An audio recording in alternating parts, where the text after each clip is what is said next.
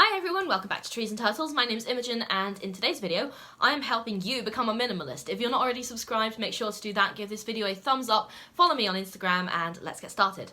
Alright, so minimalism probably evokes ideas of like a bare white room or zero possessions or someone who's just like meditating in the middle of an apartment that has nothing in it, okay? But I'm telling you minimalism does not have to be like that. So number one, the first step is to define your values. Identify what is truly important to you. You got to understand your core values and priorities in life. Why do you want to be a minimalist? Because if you don't want to be a minimalist, there is nothing I can say to you that will convert you to minimalism. You have to want to be here, okay? I am not going to talk to someone about how to do something if they don't already want to do it. If you search for this video, I'm going to assume you want to do it. But if you don't, then you've got to define your values. So for me, my motivation is I want to be able to move quickly and easily. That has saved my ass so many times. And secondly, experiences are much more important than things. Also, thirdly, I hate clutter. Like, it does something to my brain that I can't explain. I just don't like it. So those are my three motivations for being a minimalist. And you got to work out yours. Number two, detach emotionally. Take a photo of a sentimental item and get rid of it if you no longer use it. Okay, this is a hard one for a lot of people and I see it a lot. People are like, oh, I gotta hang on to this. But I did this when I was clearing out a bunch of papers. So when I was 18, I had 18 like big folders, and I'm talking like big folders of papers from my childhood. And most of them were just like random scribbles and stuff, and it was overwhelming, honestly. And I kept 3 singular pieces of paper, and I must have thrown out like hundreds if not thousands. And I remember going down to the bin with like a big armful of papers, and a lot of those papers, like maybe I took photos of another 10 that were meaningful to me but not meaningful enough to keep them, okay? So that's an example of, you could just take a photo, keep the photo, discard the item. It won't always work, but sometimes it does. Also, ask yourself, why do you have so much stuff? Like, what void is it filling in your life? I'm going to get a bit personal here and psychoanalyze you. Is it filling in for some emotional need that you have? Okay, do you have trauma? Is that why you're collecting so much stuff? Okay, so consider why you have so much stuff and what it is that's keeping you from letting it go, because there's often an emotional component to this as well. So, a time for self-reflection, my friend. Declutter. Alright, this is the whole point of this video. You've got to start by decluttering your physical space. So go through your belongings, keep only what you truly need or genuinely love. I like to use the Marie Kondo principle. Does it spark joy? Okay, this won't necessarily get you to minimalism, but it can be a good start. And then obviously donate or sell items you no longer use.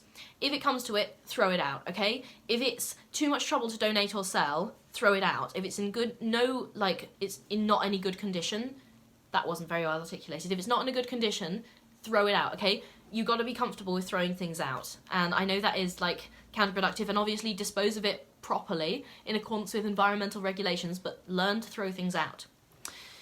You can use the one in, one out rule, which is you get something, you let go of something else, but it doesn't necessarily get you to minimalism if you have a lot of stuff already. So use that one with caution. Right, the next point, mindful purchases. Be mindful of what you're spending. If I want something, I'll usually leave it in my basket for like a week or two, and if I still want it at the end of those 2 weeks, then I'll get it. Obviously, this doesn't apply to stuff I need immediately. Like, I have a broken bike light, I'm gonna buy a new bike light, okay?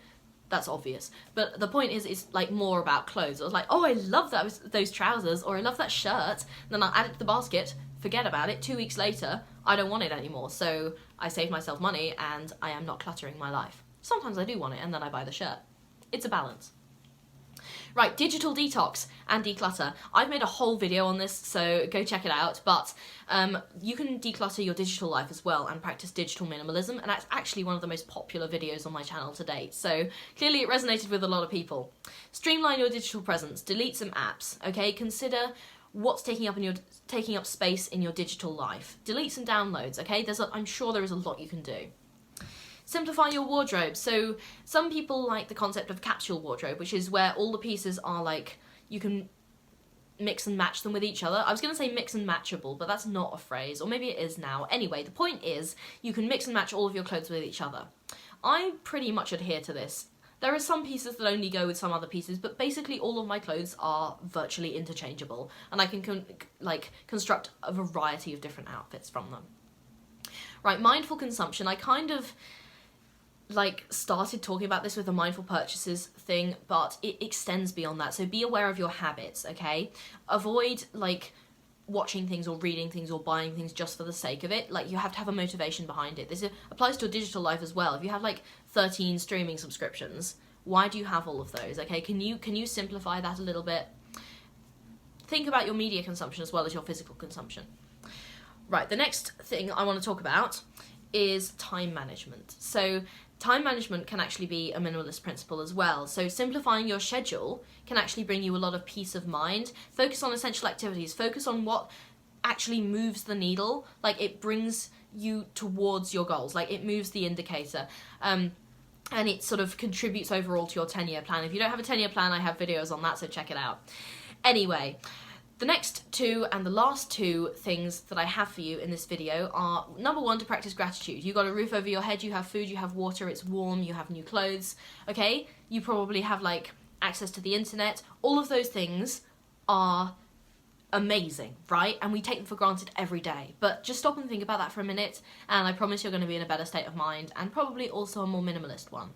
And the final one, and I love this tip so much, and I say this all the time, but I love this tip: appreciate experiences.